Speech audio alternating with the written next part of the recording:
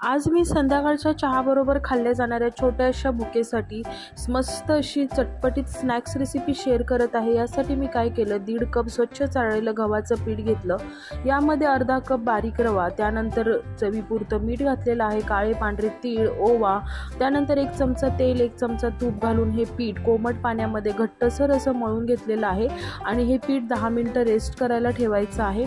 त्यानंतर पुन्हा एकदा पीठ मळून घ्यायचं, छोटे छोटे गोळे करायचे आणि पातळ पोळी लाटून घ्यायची।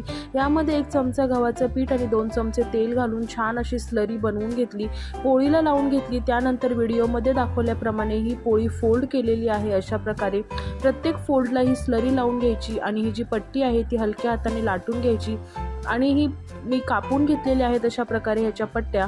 त्यानंतर एकदम हलक्या गरम तेलामध्ये 6 ते 7 मिनिटं मीडियम आचेवर कुरकुरीत असे नमक पारे तळून घ्यायचे। एकदा बनवा आणि महिनाभर खा। थँक्यू। आज मी